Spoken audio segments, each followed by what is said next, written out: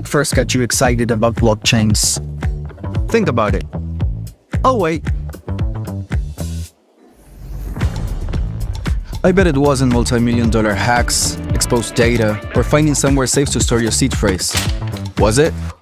Maybe it was the idea of decentralizing a broken financial system. Maybe it was imagining a world where people own their own data and get to sharing the value it creates. Or maybe it was the promise of a fundamentally better way of connecting, communicating, and transacting. The next phase of the internet that empowers us instead of exploiting us. So why hasn't that happened yet? Why are we still living with the same broken system that blockchains promise to fix? It's because blockchains can't keep a secret. Enabling open, transparent systems was only the first half of the challenge. For blockchains to really change the world, they also have to be able to protect our sensitive data when it matters. And that's why we built Midnight, to bring down the final barrier to mass adoption and unlock the full potential of the decentralized web.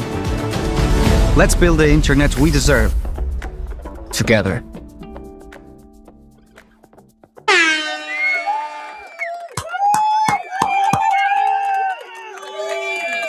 All right, I've been working on the lights. Okay, I've been working on the lights. By the way, welcome to the breakdown, episode 665. Oh my God, tomorrow is 666. That's kind of weird, but welcome to the show.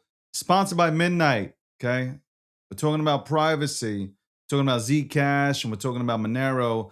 We want to go ahead and include Midnight into the conversation. Shout out to Charles and the entire team, the Midnight Network. They're on a world tour right now. Charles was dressed up in a McDonald's suit, okay, giving a speech out there across the world somewhere. Where was it? Singapore? Where was it? Korea? I don't know. I got to look it up. Also, shout out to Cake Wallet, okay? And also the official prediction market sponsor of this show, and that is Polymarket. There we go.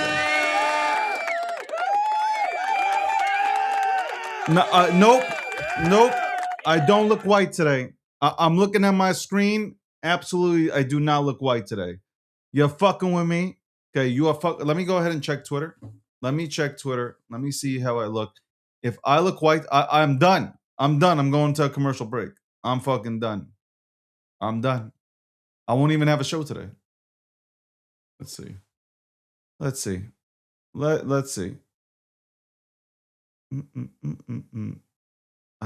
don't think I do. I? Yo, Chad, do I look white today? If The Rock and Mandani had a baby. Guys, do I look white today, man?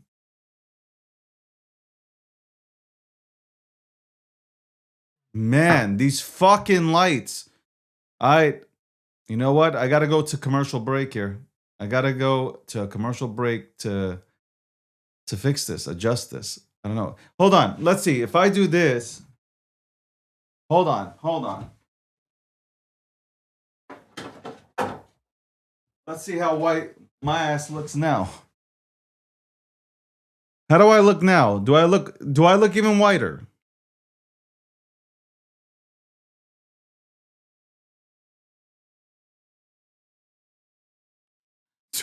Do I look even whiter now? Even whiter. I give up with the lights. I give up with the lighting system. I give up. Fran, I can't because you know what? I don't know what happened to the lighting system, man. The lights are not working with me. Oh my God, they're getting on me. See, like, I'm allowing this to happen, though. I'm allowing this to happen. Yes, the Yiddish. Yeah, the Yiddish. Ugh. All right, hold on. I got to fix this. You guys are with me. I got to go ahead and fix it. I got to figure out a way.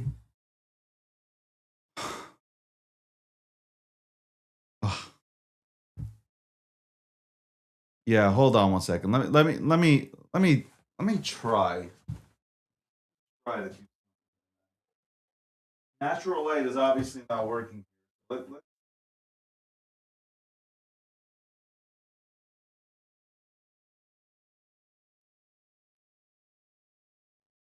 Let's see if this works. Now it's really. If I am white now, there is nothing, absolutely nothing I can do. Like, if it is white right now, there's nothing I can do. Nothing. Yeah, at this point, I'm gonna have to turn off the lights. I will have to turn off the lights at this point. That's it. I went ahead and put the lights. It's the chair. You need a black. Probably. You know what? I think you're onto something. I have a tan. That's the problem. I have a tan, and I'm white as hell out here in these streets. It's not the suit. Go check out the other fucking program. It's not the suit. You know what? I don't give a shit. How about that? My ass got to look like powder on here. It is what it is, man. It is what it is. I'm not going to concern myself with that anymore. I am really not going to concern myself. I'm not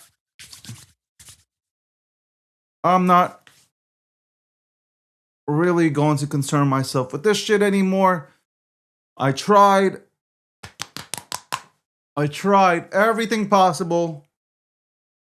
I tried everything fucking known to man. Okay? I tried everything known to man.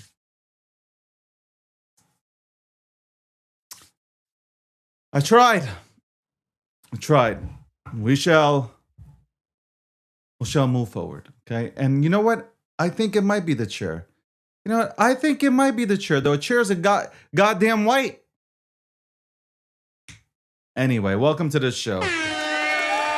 Everybody else is boring. What did I say? Every other show you tune into, it's fucking boring. It's absolutely boring. Okay? Absolutely fucking boring. I know I'll catch heat for that, but that's fine. That's fine. It's the truth. It is the truth. It is the truth. A lot of boring shit going on here. Conversations that put people to sleep. We're gonna figure out. I'm definitely going to bring somebody into the studio to help me out here to fix the lighting, because I don't know, man. I don't know. I've tried. Seriously, I've tried everything. I've tried every single thing, man. Everything possible. Anyway, crypto, choppy, back and forth, choppy. People on the timeline, they're talking about, oh my God, it's going to 40K. Bitcoin going to 40K. 40K Bitcoin, 40K Bitcoin, 30K, 10K. Shut your fucking mouth. You don't know jack shit. How many people have we said already? How many people?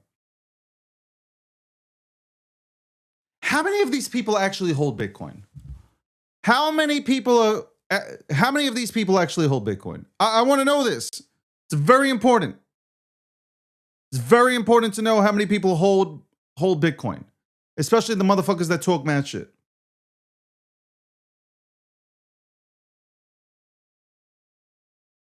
How many of these son of a bitches hold Bitcoin? 0.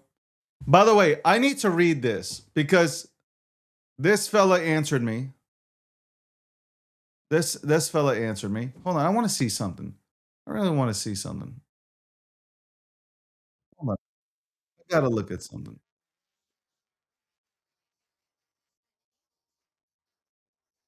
Yo, I think it's an X thing because I'm looking at like. Hold on, let's see. Let me look at Owen's live stream.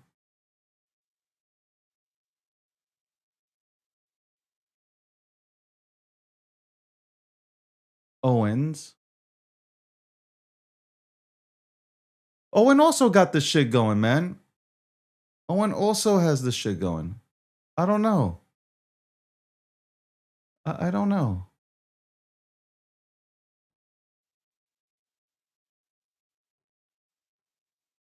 I'm just looking at X and the way people are streaming on X and trying to see, like, you know, how is their shit look.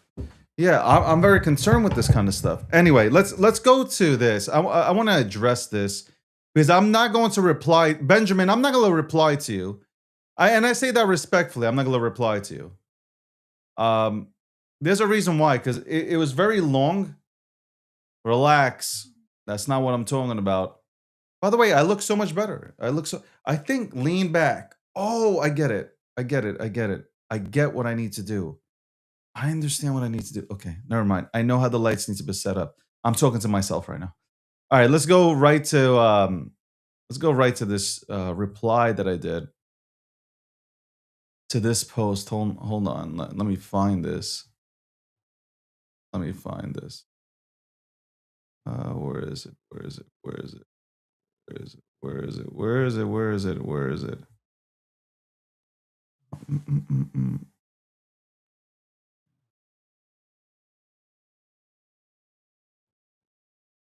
Guy blame meme coins, and obviously, where the fuck is this? Hold on. Should have had this ready. Should have had this ready. I should have had this ready.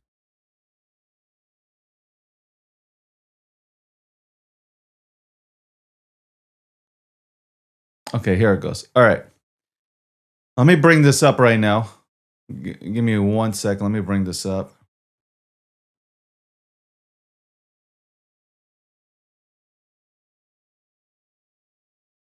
All right. By the way, I'm leading. I am fucking leading. I'm leading. Alex Jones. We shall have Alex Jones on the program also. Okay. So this is what I replied to. I was having a hold on. Can you guys see me? Hold on. Let me bring my ass into the picture. Hold on. We can do it like this. Hold on. All right.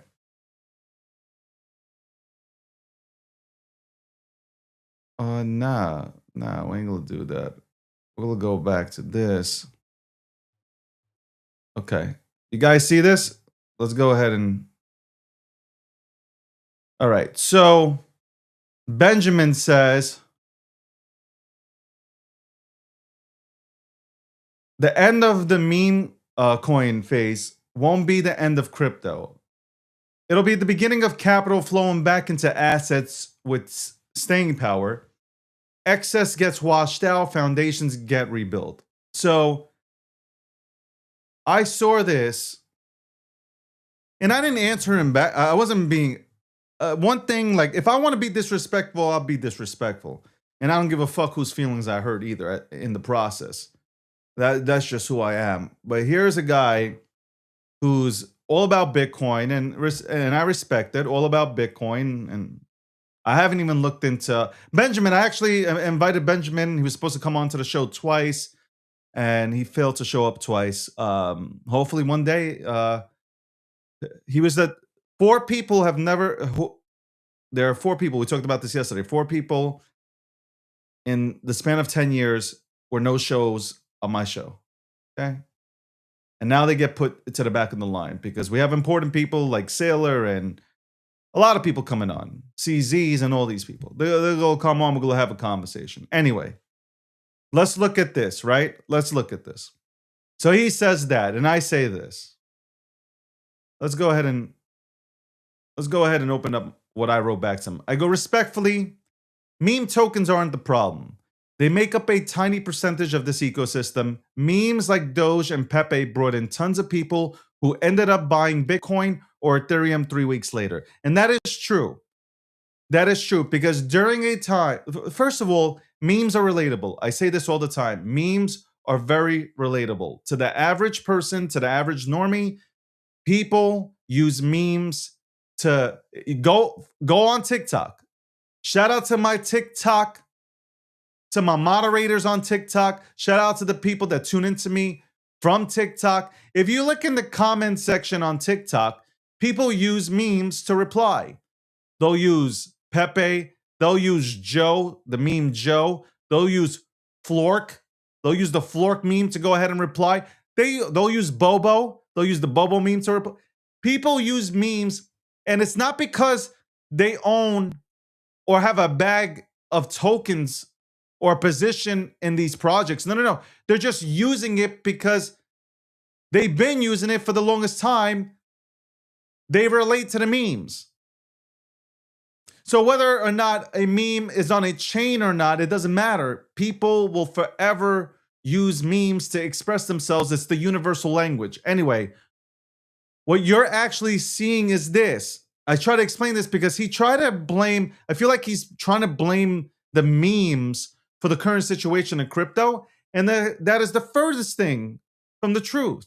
It really is. It's the furthest thing from the truth. I said, what you're actually seeing is this. Besides Bitcoin, nothing performed well. Okay, and that's true. Besides Bitcoin, nothing really performed well. And Bitcoin only did numbers because institutions were buying. Institutional customers were buying ETFs, derivatives, products, not retail, not the retail, the normies that you think. Okay? Because normies are broke. Retail's broke. Consumer credit card debt just hit a new all-time high at 1.28 trillion. Subprime loans aren't looking good either.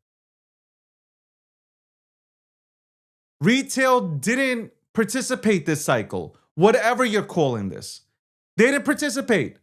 You just have people who've been here for 1 to 2 cycles rotating the same amount of money. That's it. Memes will always do well, and I believe that wholeheartedly. Memes will always do well. They don't need to be tokenized, and life is a whole ass meme. That's what I said.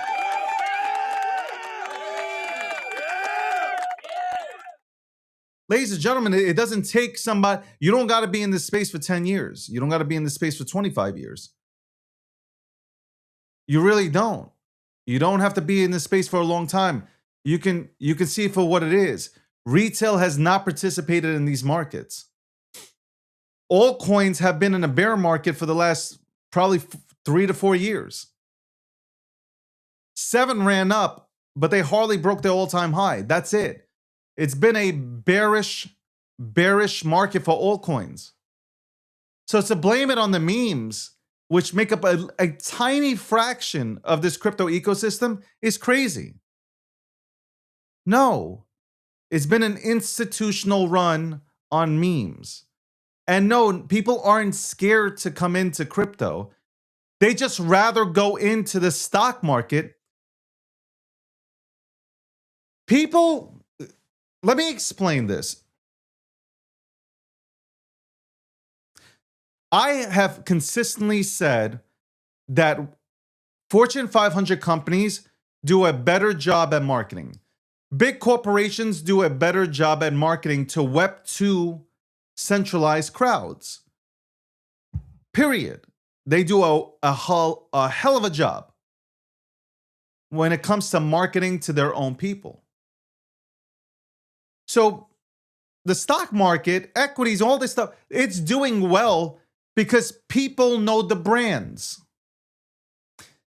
Even if they're not well educated on stocks, they still know the brands. They know Tesla, they know Citi, they know Amazon, they know Snap, they know Coinbase. Because it's in the news, it's on commercials, it's constantly out there. So when they go on to an application like Robinhood, and Robinhood is literally has been designed to make it feel like you're playing in a video game and not investing. They go onto Robinhood and they get into Ford, okay? They get into Tesla because they love Elon. A lot of people, you might not like Elon, but a lot of people love Elon. They'll get into Tesla through Robinhood. The marketing is there. The way they present it, the way they present the company, it's there.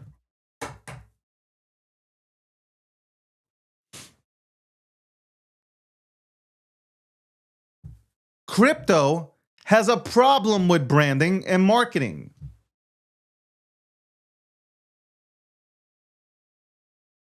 You are projects, and you are scared to put yourselves out there and to brand yourselves or bring in people that can put it into layman's terms to make your project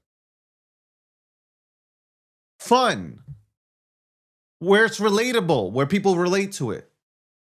So Benjamin writes me back, and I don't even want to reply because this is a fucking thesis. Okay, I finished school. I don't want to go back to a classroom, respectfully. So he says retail is gone for several reasons. Main reason is the macro environment and monetary policy. Secondary reasons are because 99.999% of the asset class is a joke. The consistent launch. Now, I've said a lot of these L2s are absolutely dog shit and they don't belong here. Okay? A lot of these L1s are dog shit. So I can go ahead and agree with you on some of these things. Here's my disagreement.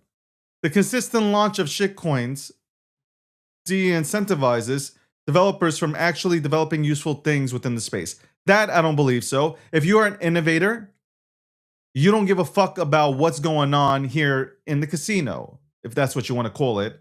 If you're an innovator, if you're a developer, you don't give a fuck what's happening. If you have something that's really good, you're going to work on it, you're going to develop it, and you're going to put it out there. I talked to many who just left for other industries. Why should many of them build in crypto when some degen launches a shitcoin on Tuesday will attract more capital? Well, Benjamin, maybe just maybe, the degen is offering something to said person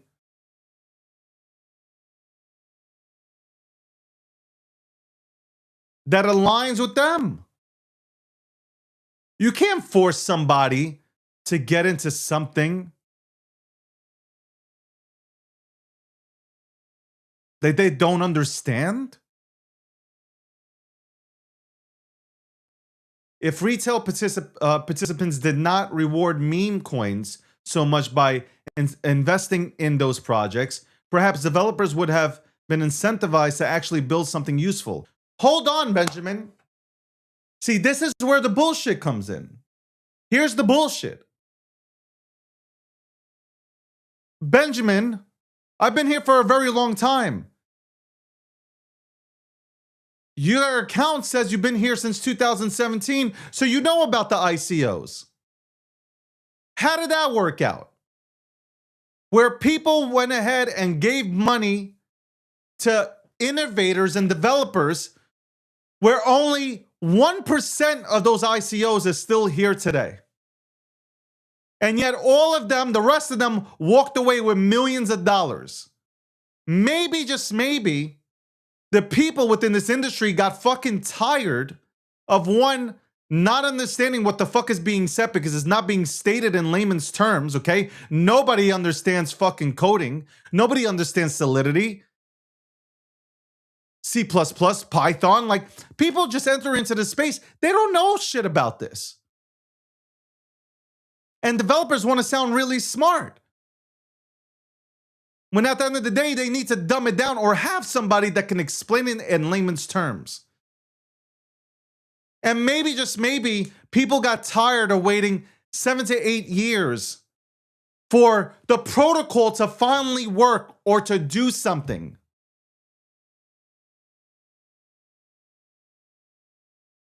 Maybe. Just throwing it out there. Maybe people got tired. People have been holding on to bags for 9 years. Nothing's happened. During uncertain times with tight monetary policy, people flock to things that make more sense. This cycle is Bitcoin. People that you're describing, you're talking about institutional players who would never go into a lot of these altcoins or meme tokens. And by the way, If you think that retail can go ahead and run up Bitcoin to $127,000, you're on crack. You're absolutely on crack. Institutions ran up Bitcoin to 127. Retail, multi-million dollar retail buyers bought Bitcoin through ETFs, not through Coinbase.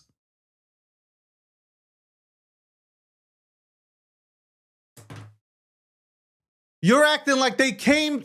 You really are acting. You're missing everything. You're acting like people, million dollar players, the Mark Cubans who got literally ripped. Mark Cuban came on to a Spaces to have a conversation with Bitcoin maxis. All they did was joke around apart. You think Mark Cuban went onto Coinbase to go ahead and buy Bitcoin? No, he didn't. If anything, he's OTCing the shit. That's number one. Like most companies, they're OTCing. And retail with money, and I'm talking about millions and billions of dollars, they're going through ETFs. They're going through paper products. They're not going through here. This has nothing to do with memes. You're talking about 5% to 10% of the market.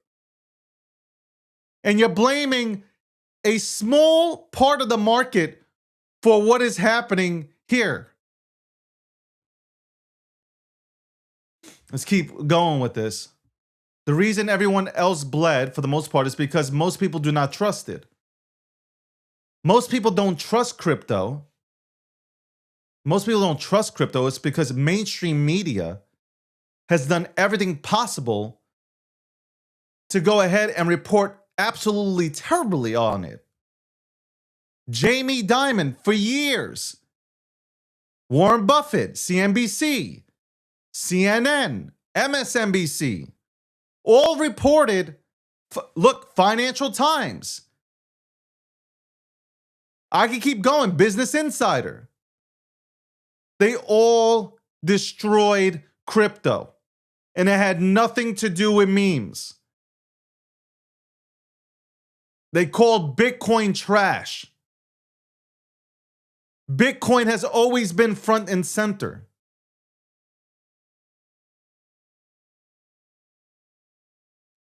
Meme coins are not the only problem, but they have absolutely led to a massive misallocation of capital, and they have made many retail participants hate the space.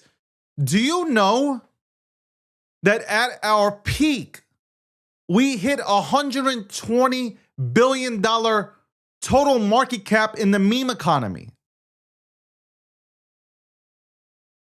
We went, what was the total market cap? 4.2 trillion dollars? Might be higher than that. So you're talking about $120 billion market cap in the meme economy hurt and caused this pain in the industry? No, it did not. It did not.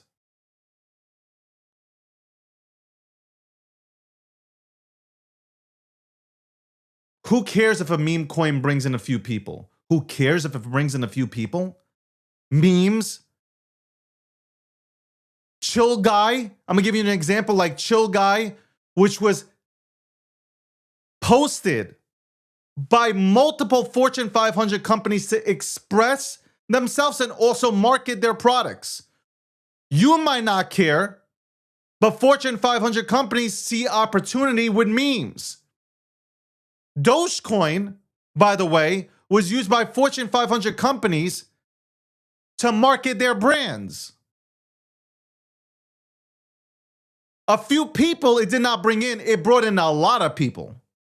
And a lot of people, after 3 to 4 weeks, decided to get themselves Bitcoin, Ethereum, XRP, and other cryptocurrencies. You know why? Because there's a group of people that don't have their nose in the air that were willing to go ahead and welcome people in and explain the fucking ecosystem to them. Explain that you can buy Bitcoin at a fraction. Explain simple things that people who feel like they have a high IQ and a wonderful brand can't explain. As an industry, we lost our way. I'll tell you how we lost our way. You guys are rooting for the banks. I'm not. You guys are sleeping with institutions. I'm not. The reason why Bitcoin was created was to escape for Wall Street, escape the banks, not to fall in love with them again, not to have your Bitcoin held by the banks, not to have them create products and inflate and dilute Bitcoin. The entire industry devolved into a shitcoin casino, and we should not pretend that is not the problem. And it's not the problem. It's not the problem. The problem is that you now have derivatives in play. You have institutions that create products, and that's what they're doing. And more people feel safer and more comfortable going through an ETF than creating an account and saving a seed phrase. That's the problem. More people, let me rewind. A lot of people got a taste of this industry in 2017 and 2021, and it wasn't for memes particularly. A lot of people have been holding your utility fucking coins that have absolutely done dog shit. And maybe, just maybe, people don't want to invest into projects with people that are staying anonymous, okay? Behind a computer screen. Maybe, just maybe, they don't want to put millions of dollars into a team that doesn't have a fucking LinkedIn profile. Maybe, just maybe, think of that.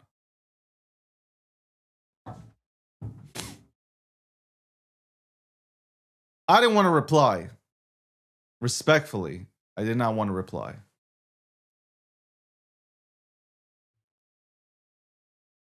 I did not want to reply. But that's the truth. That is the truth. People have gotten tired of the garbage. The garbage that has been put out here. You've been sold so many times. This is revolutionary. This is going to do big things.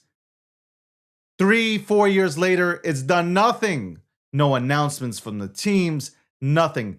Maybe cypherpunks, old school cats that were here in the early days of Bitcoin and Ethereum, Litecoin. Maybe they decided we're going to go into these things, but also we're going to play with the memes, because the memes is a big fuck you to the entire institutional base, because that's something that they can't fucking control. Maybe people just got fucking tired.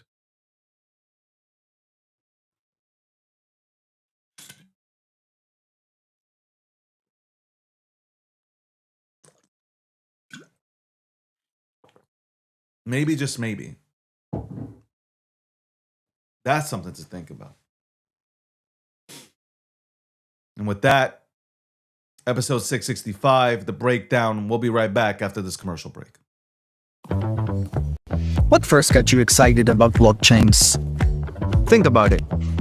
Oh, wait. I bet it wasn't multi-million-dollar hacks, exposed data, or finding somewhere safe to store your seed phrase. Was it? Maybe it was the idea of decentralizing a broken financial system. Maybe it was imagining a world where people own their own data and get to sharing the value it creates. Or maybe it was the promise of a fundamentally better way of connecting, communicating, and transacting. The next phase of the internet that empowers us instead of exploiting us. So why hasn't that happened yet? Why are we still living with the same broken system that blockchains promise to fix? It's because blockchains can't keep a secret. Enabling open, transparent systems was only the first half of the challenge. For blockchains to really change the world, they also have to be able to protect our sensitive data when it matters. And that's why we built Midnight, to bring down the final barrier to mass adoption and unlock the full potential of the decentralized web. Let's build the internet we deserve, together.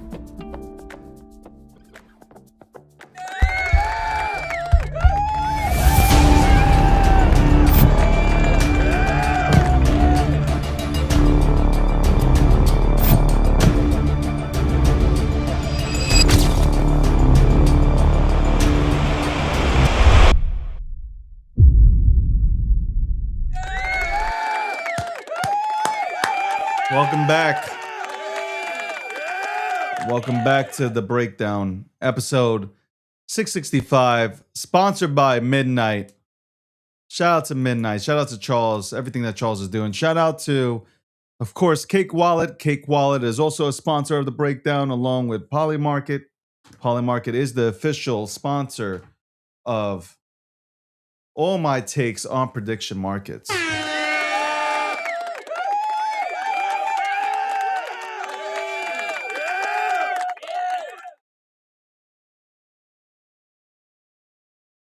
Damn. I just went off, didn't I? I just went off, didn't I? And it's just like I don't want the Clarity Act to be passed. I don't want the Clarity Act to be passed. But why would I want the banks, since we're speaking on this topic of things being destroyed in this industry? Well, let's look at the Clarity Act. If passed the way it is written, what's the point? We built out DeFi to the point where it won't be used, where the banks will control everything. They're not going to give the necessary yield to consumers that they'd go ahead and, or they should get back and they deserve. We work so hard to build a space to just give it back to Wall Street. And you guys are like so happy. Like, that's the thing that I don't understand. You guys are so thrilled about giving back an ecosystem that we have all participated in building. You didn't have to develop anything to help build this ecosystem. There have been so many people that have gone out there. Literally, so many people. Fuck, I got another warning on TikTok. Hold on. Your behavior is not in line with our policies. Gifting is suspended in this live for 10 minutes. Reason inorganic. Oh my God. Somebody keeps reporting my commercials. Like, what the fuck, bro? Anyway. Everybody had something to do with building this space. Every single person. You didn't have to build something here in terms of like building like a product.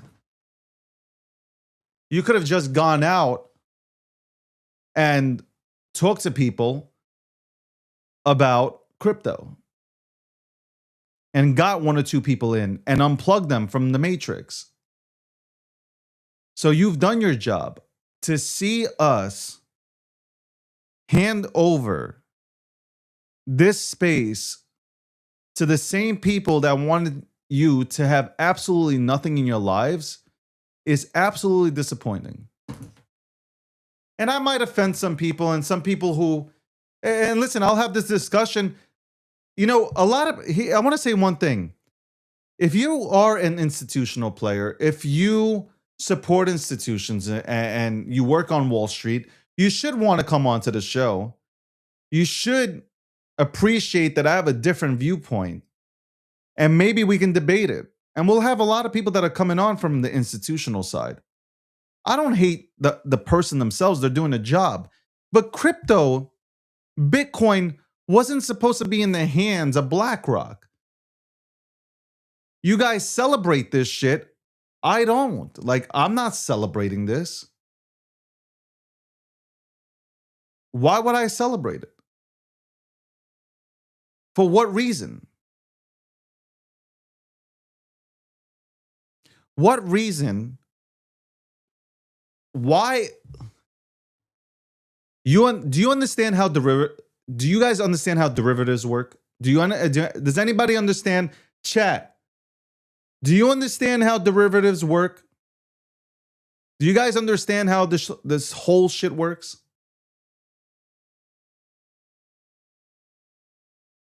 Go to my podcasts from 5 to 7 years ago.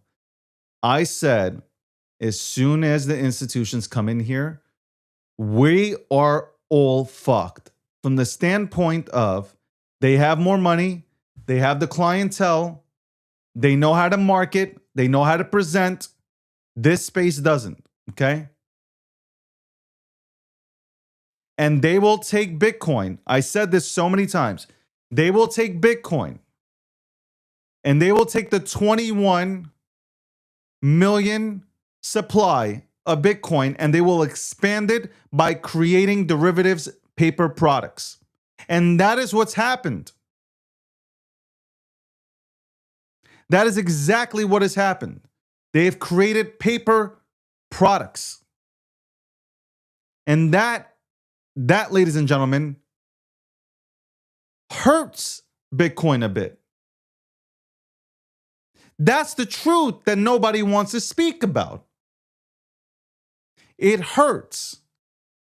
Now I get hit with, but we need institutions. We need the liquidity. The liquidity will help Bitcoin. In what way? Who is it helping? Is it helping wealthy people who are wealthy already? Or is it going to help retail, the normie that unplug themselves from the centralized? Who is it helping?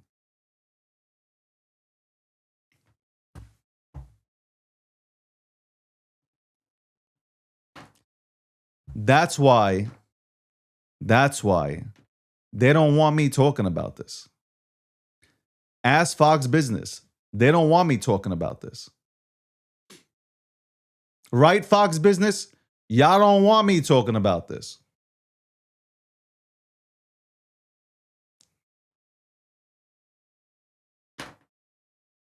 CNBC doesn't want me talking about this.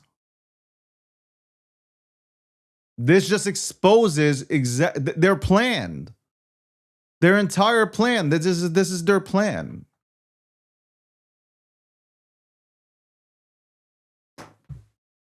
That's why I'm grateful to have this show.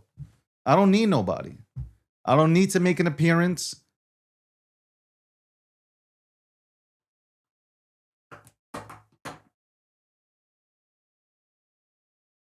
I don't need to do none of that.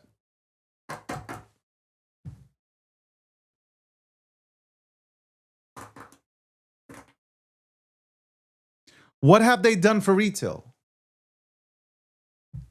What have they done for retail? It's a simple, I get people aggravated by asking simple questions. I ask a simple question, people have a hard time answering it. What have they done for retail? Everybody who's watching or will watch this show, I'm asking you, what have they done for you? What have they done for you? Okay. Bro.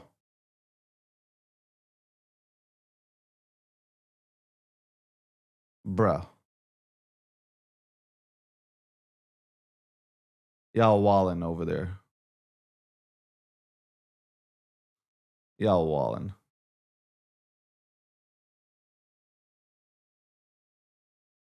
Y'all are wallin'.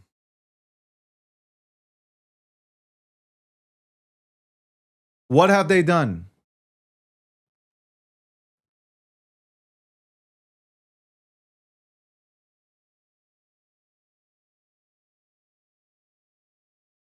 By the way, did anybody catch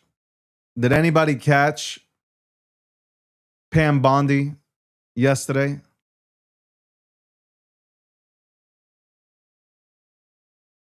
Anybody catch Pam Bondi yesterday?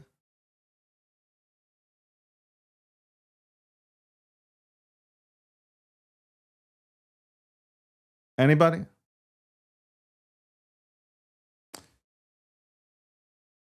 Here's what I'm going to say.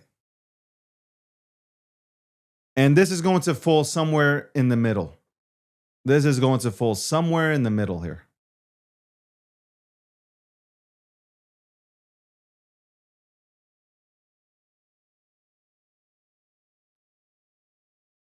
I like when people get fired up. I like when people get fired up and they start going after, hitting back. I like, if I'm sitting, I don't know, I could be calm. Calm is a great approach.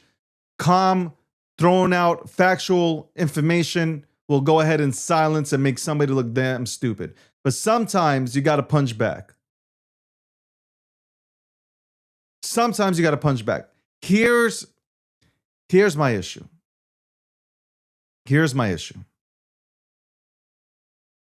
But then I can go both ways with this shit.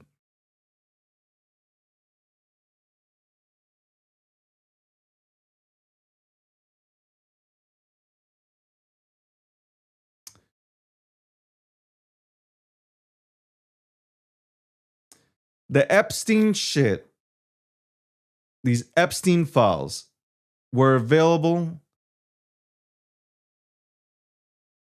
to Obama, or I should say Obama's administration knew about Epstein.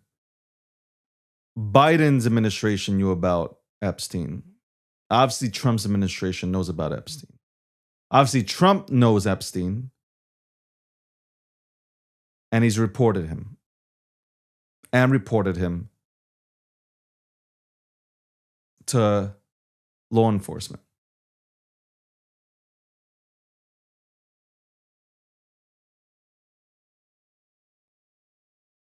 The Democrats and the liberals are disingenuous when it comes to the Epstein files. That's my problem. In 5 years, during Biden's administration, I did not hear Democrats be so vocal and so passionate about the subject. I didn't hear them yell and scream about the Epstein files and wanting to expose Democrats and Republicans and notable figures that were involved in this demonic, sick circle orchestrated by this fucker. I didn't hear liberals or Democrats talk about this. They were silent. They were more concerned with pronouns. They were more concerned with making sure that men, biological men, could play in women's sports. These were the topics that you guys were more concerned about. You are more concerned about making sure that you can have abortions.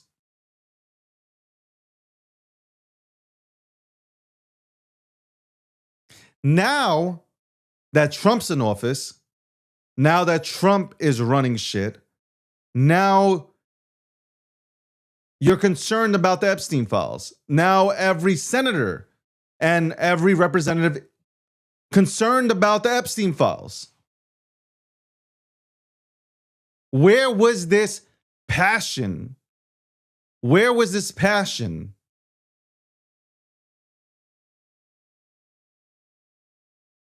Where was this energy? When Biden was in office, because it would have made it easier, right? If Biden, you're Democrat, your Lord and Savior, as you call him. If Biden, a Democrat, you're a liberal. If Biden is in office and you care about this subject, and Biden cares about this subject, and they so wholeheartedly want, why didn't he release the files? Why didn't he make arrests? Why are these people still walking around?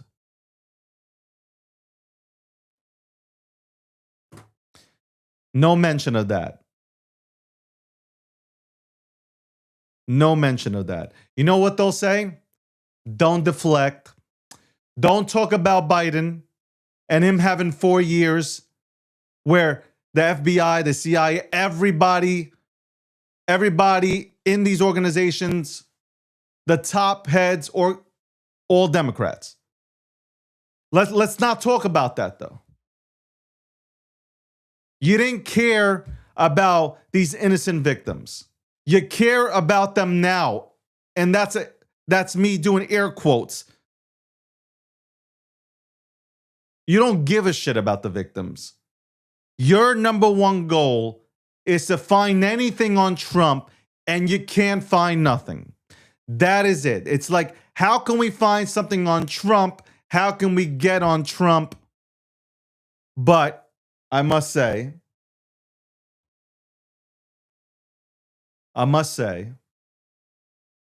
that the job could have been done better. Now, I'm sitting like a sports fan, like a lot of you guys who have never played sports.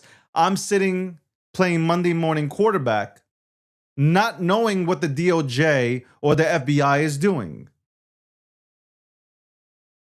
We don't know what they're doing. You want this to move fast. Maybe they need more in order to go ahead and lock motherfuckers up.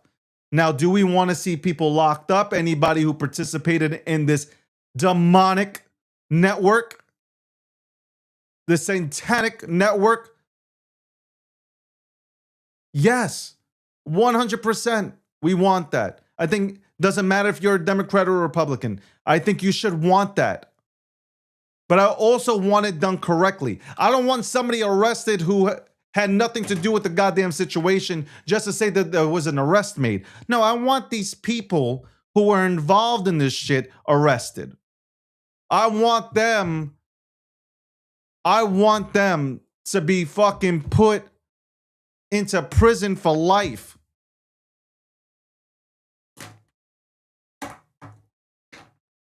This is not a Democratic or a Republican issue.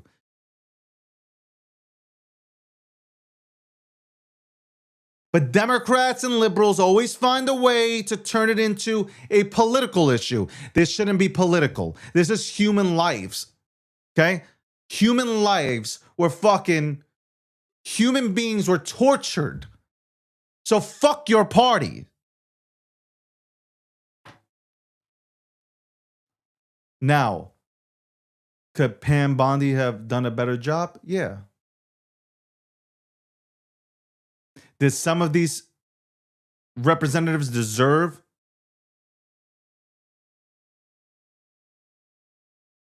to get a clap back? Yeah, 100%. They ask her a question. I'm watching this. They ask her a question. They don't allow her to answer. If she starts to go ahead and answer a question, they stop her from talking. This is, if you invite somebody, you subpoena them, whatever it is, if you bring them in front of Congress and you ask them to appear so they can answer your questions, allow them to answer your question. Regardless if you think she's not answering the question, let it be noted. Let you see for yourself.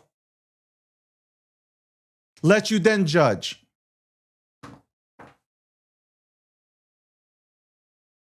But when you invite, I wanted to hear her. You asked the question, I want to hear her response. You not allowing her to respond made me look at this entire shit and say, this is a goddamn circus. And not a single person here knows exactly what the fuck is happening behind the scenes. None of us know what Cash is doing. None of us know what Bondi is doing. Can we say that, the files with the binders, that was kind of like, Yeah, we can say that. But we don't know what's happening behind the scenes and how they're working and what they're working on. I'll wait. We don't know. You got and these and the people that represent us, whether Democrat or Republicans, you want her to go ahead and give you the scoop on exactly what they're doing. You don't know how many of these fucking disgusting individuals are here in the United States of America. You want her to tip them off so they can run off to Switzerland or some shit? I'm not defending anybody because somebody's like, oh, no, I'm looking at it realistically.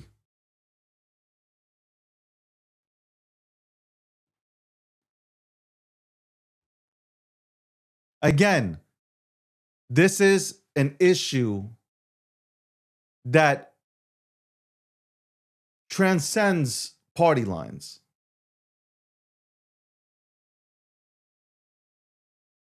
This is not about being a Democrat or a Republican at this point. You got to be a human being. And a lot of you guys are using this to go ahead and wiggle your finger at fucking Trump. You don't give a fuck about the victims. That's the sad part. That is the fucking sad part. Voter ID, Democrats and liberals talking about voter ID. I got to show you this clip of Scott Jennings on CNN last night. I don't know how Scott Jennings does it. A woman is sitting there saying that voter ID would disenfranchise African American people and women because women have changed their last names and they would have to go to the clerk's office and spend money in order to get an affidavit. What are you talking about? What the fuck are you talking about?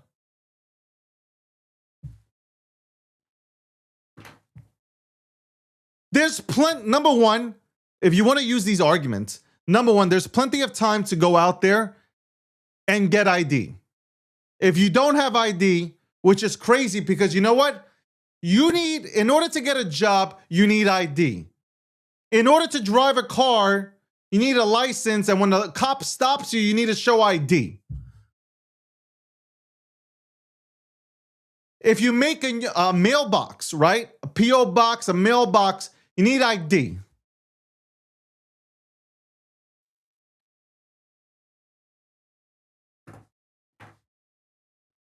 So, are we disenfranchising people that have to go to work also? Because when you get a job, you need to show ID.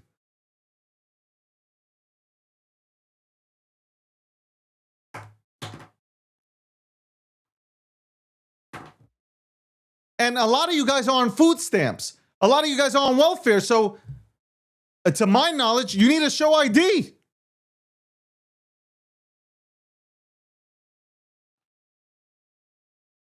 Anyway, welcome to the breakdown.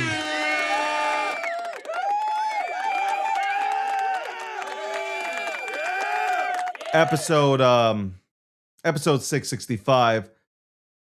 Sponsored by Midnight. We're in hour 2. Shout out to Cake Wallet. Cake Wallet, phenomenal wallet. They've been building a long time. Been watching Cake Wallet cook it up in this space. If there's a hot wallet that you've been looking for, it's Cake Wallet. Especially if you want to hold your Bitcoin, Monero, tons of other things. Check out the website, cakewallet.com. And also, shout out to the official partner of my official partner, Polymarket, for prediction markets. Shout out to Polymarket. Anyway, we'll be right back. We'll be back with Sakasa. It's 1:50. What is it? 1:15 p.m. Eastern Standard Time. We'll be back with Sakasa.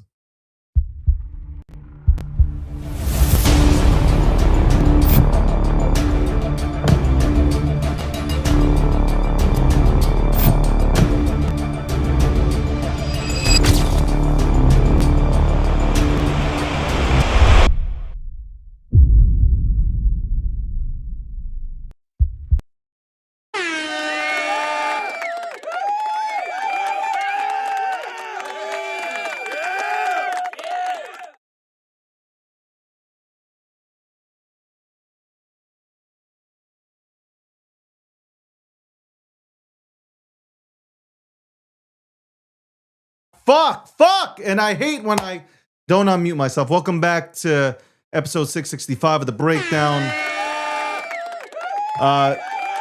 Ladies and gentlemen, I know a lot of you guys are new, especially on TikTok. Shout out to TikTok. Love TikTok. Love TikTok. This week we'll have Facebook and Instagram integrated as well. We'll have a bigger audience. Syndication's happening. You'll get to know about it in about 2 to 3 months. I'm smiling. I'm happy. All right. Sakasa is somebody who is a good friend, who is a builder, who is an innovator. And if he was watching the show earlier, I don't think he left because of meme tokens. And speaking of meme tokens, we'll get into that also. So let me bring him on with no further ado. Sakasa, what's going on, man? Where's Sakasa? DG. Yo, what up? What DG, up? what's up, dog? How we doing? I'm doing good, man. How's everything on your side? Man, I'm good. I'm glad to be here. Catch a vibe with you. I know you've been out here just really building, actually building. I've been watching, but of course, I don't see you in space as much, so we don't get to conversate as much as I would love. I mean, you and I sidebar and all that. Like, obviously, you are a longtime friend, but as far as just being able to catch a vibe and for people to maybe tune in and tap into the source, especially on a red ass day like today, it's a beautiful thing, man. So it's good to see you. And for those who think this might be DMX, rumor has it they might be related. I don't know. Oh shit! Just putting it out there. Let's go, my fellow New Yorker. Yo, listen, I missed you, of course. I missed hanging out. I see you out here, though, bro. I miss hanging out. Never doubted. Listen, I miss hanging out, but yeah, at the same time, I just can't.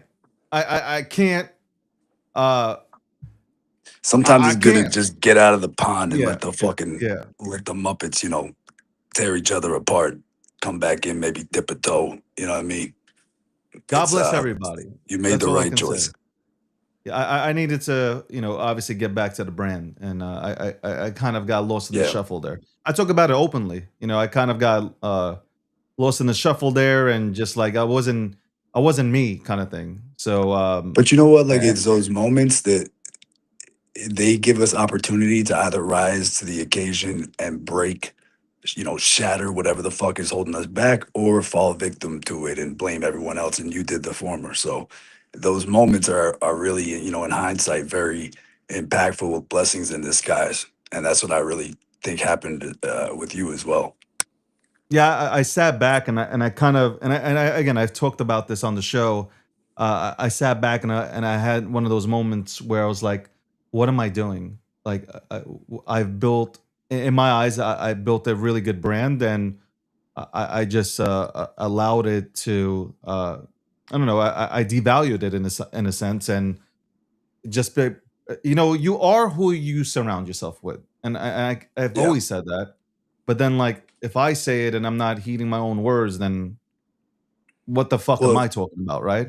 Well, at the same time, like, anybody that's in crypto can resonate with the fact that, like, you could be surrounded by some of the smartest people in your life and your, professionally, your family, whatever. But for some reason, we're tapped into a different frequency when you really genuinely love what the possibility of, self custody and blockchain, just technology in general, what that the possibilities present, and what is achievable, but is going to require real scaling. And a lot of us, see it like it's crystallized as far as a vision goes. And it's difficult when the people in your nucleus that are not tapped into that, they don't see it the same way, or they think you're talking wild. You start saying they're like, "What's Ethereum?" You start talking 2 sentences and their fucking eyes glaze over.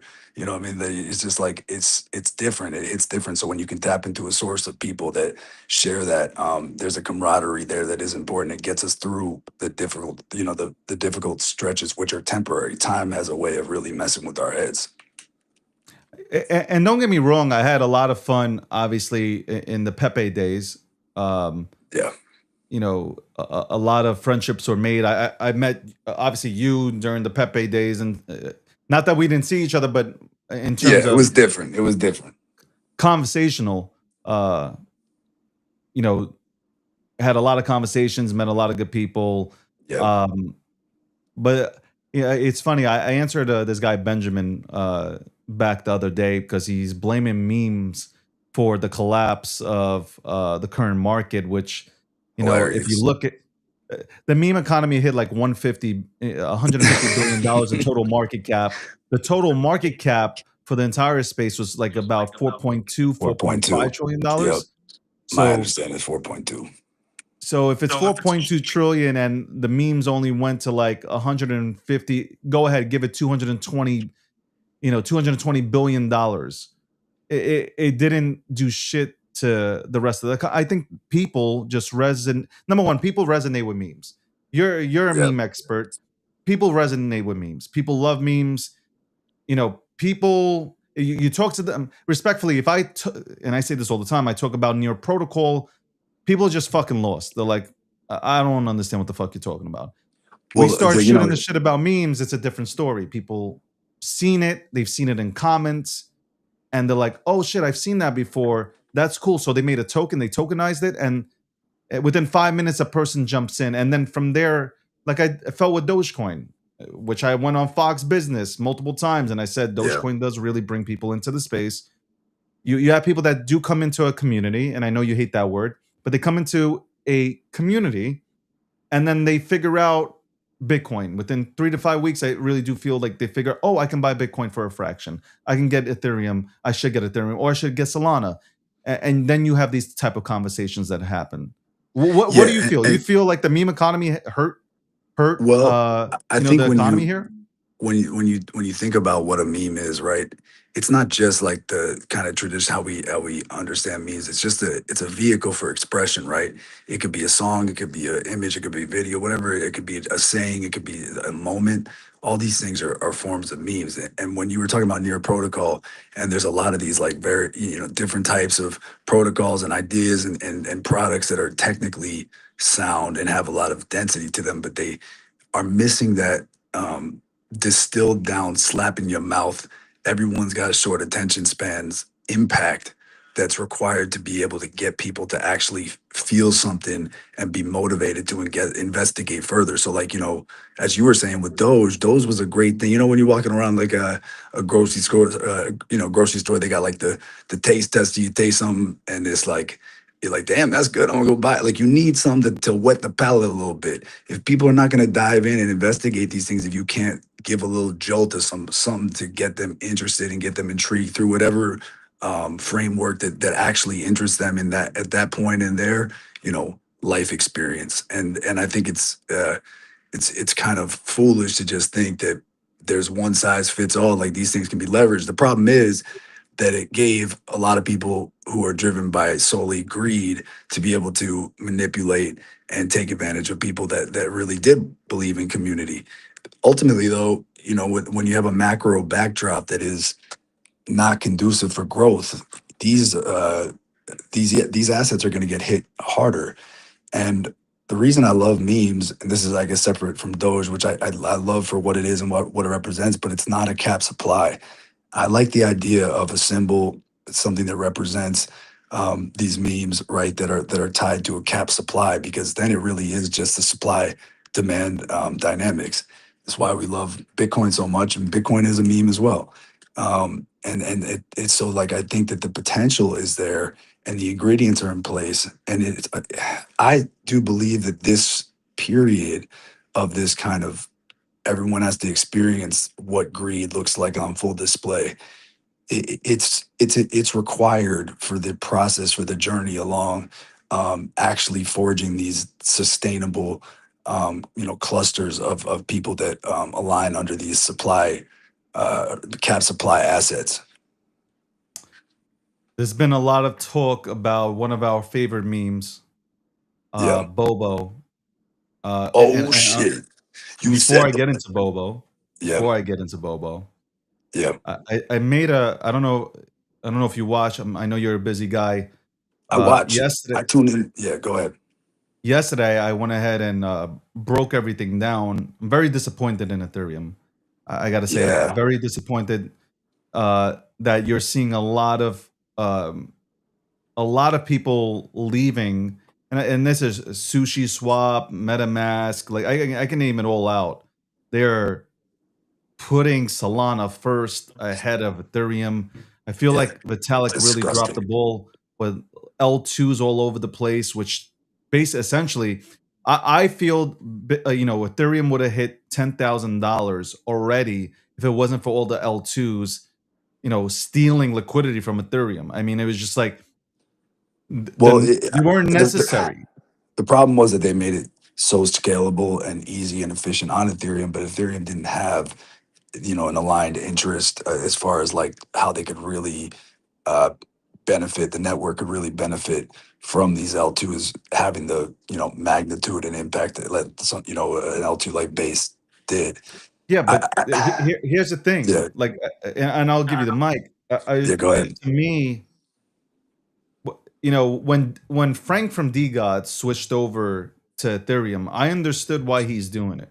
Like, I understood it at the time. It was like Mhm. he wants DeGods to be seen, right? He wants what was the DeGods? What was the Utes? He wants the Utes to be seen, right? So he's Yeah, going over to he's going over to Madison Avenue. Like, he's going to New York City. He's getting out of the suburbs. Like, okay, I want this to be seen. I want to be okay, great. And when he moved, like, it was just a complete clusterfuck. yeah. The Some people execution. might say like this can happen now with projects trying to leave Ethereum and go over to Solana, but here's the difference. Here's why I believe that Bobo going over to, and this is not a Bobo show, by the way, everybody. I just like, this is one of the things that I actually want to pick your brain on this also, because I don't know where you stand on it, regardless. But uh, Solana speaks normie language. Ethereum doesn't, and that's what I sat back and thought about. I've talked about Solana and how I felt about Solana. They've started to win me over a little bit with all, Goldman Sachs talking about how much money they have in Solana now. Like all these major companies coming out and talking about how much they have in Solana, or how, or what they're building on Solana and using Solana as rails. I mean, when you start hearing that, you at some point you have to reinvent yourself, or you have to adapt to the current situation and the landscape. There is no traffic on Ethereum. So projects like Bobo and others have no other choice but to leave. Well, there's more to it than that, and I think your assessment is on point for the most part. And I share your sentiment about the way that look, Solana is great for retail, but it's a double edged sword because it's a fucking stomping ground for people to manipulate and take advantage as well, and that we've seen that on full display. And that may just be a process of kind of letting that play out and figuring out where the sweet spot is of being so accessible and so commercially viable, et cetera. But with Bobo, and I think something that people might miss, the class of 2023 uh, contracts, right? Bobo was a fork of the Pepe contract. Pepe was a $420 trillion supply. Bobo 69 trillion. Um, this is a this is actually something that ended up biting Bobo in the ass, and a lot of these, because when you're trying to wormhole, and they tried to wormhole to Solana to bridge to Solana, and it was a glitch. If there's something that was wrong, it's because the wormhole um, protocol or the functionality does not it's not conducive for that sort of supply. Another thing is those old contracts didn't have the creator rewards, the revenue streams that could be unlocked. They didn't have the live streaming revenue that could be unlocked. They didn't have all these mechanisms that actually enable the project and the community to um, generate fuel. And so when you're up against these other projects that are coming out that have all these bells and whistles that come with like being able to utilize migrate.fund or pump fund, whatever, you're in a different echelon. Not to mention when the tokenomics are more sound, when you have a billion supply, which is what the migration is going to be, you can do a lot. the market cap is way it behaves way differently. So you have right now, you know, cocking you or whatever the fuck on Solana that's got a 4x uh, market cap to Bobo with 1/8 of the liquidity. So when Bobo comes there with actual liquidity and with actual, ability with Rex, live streaming, finesse, all of these different levers, then you lock that in and then you bridge back to Ethereum. You bridge back to Base, which is what Rex has said he's going to be doing. So it's really more just to lock in the functionality and all of the resources that these newer contracts equip you with. Then, oh yeah, Bobo is going to Solana, because that's not the case. It's just you need to have, some weapons. You need some ammo if you're going to go to war. And right now, all these people got bazookas, and we got a fucking slingshot and a hope and a dream, and that's not sustainable. So I Well, understand the thought no, but process. my thing is, see, my Sakasa, my thing is, I get the whole, like, listen, you can bridge to Ethereum base and all that stuff, and that's great. But that's the same thing like Trump did with, like, Trump token and stuff like that, or Kind of. put it on Solana and then But what take did the money Trump and really do? convert it into They took Ethereum. insane hundreds of millions of dollars, right? And they did some weird shit with how they extracted on a But they mass convert. scale. What did they convert it to though? What do you mean? To Like, at the end Solana, of the you mean? day, Oh, they to converted Ethereum. To Ethereum. exactly. So like my thing is like, so my thing about Ethereum is that when people ask me, well, David, if you're saying this, then what happens to Ethereum? I still think Ethereum does well. I just don't know if you can operate on there because Solana has made themselves the youthful brand.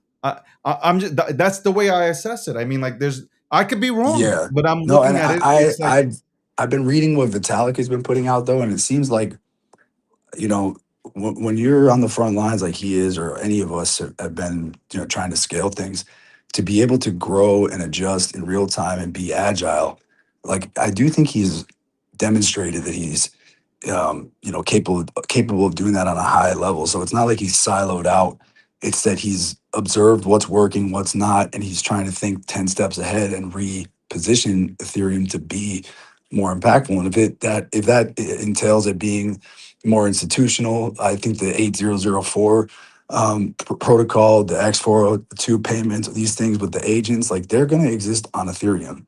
And so like there's a lot of things happening with especially this Asian economy, um, agent, not Asian, agent economy, where these things are. I mean, look at what happened with Stripe adding the 402 payments. Like these agents are going to be able to completely transact and exist and scale on Ethereum, on Base, and so like we are still, that's still an unknown. It could be exponential with the impact and the volume that it generates, because these agents have a different capacity for activity and for utilizing the network, and the deflationary mechanism that kicks in when the activity pumps. We haven't really gotten to see it into play because the L2's kind of gobbled up the actual activity. So if you have the agents that bring this new type of magnitude and power to what their impact is, that could be a solution. So I think he's just taking inventory of what's working and what doesn't. But I have not lost faith in Vitalik personally. I just think that it hasn't evolved how I thought it would with the L2 association. welcome, by the way, welcome to the breakdown episode 665. Join here with Sakasa. Like, my thing, Sakasa, Yep. I'm still going to, number one, I'll be labeled an ETH maxi regardless, but at the Yeah. end of the day, I question everything, and good, bad, or indifferent, and people get irritated at times. But it's something that, like, you sit back and you're watching this for years now. This has been going on for years, where I believe Ethereum went ahead and made a mistake with what they did. Yeah. Like, 100%, they made But a mistake. do you Because think that Ethereum would have been at $10,000, 100% bare minimum already. It would have surpassed $10,000 if it wasn't for all these L2s out there. I'm not saying Base can't exist. what was the I'm not. origination of them though? It was because the prices were unsustainable for gas on ETH, so you needed near zero cost solution to be able to scale.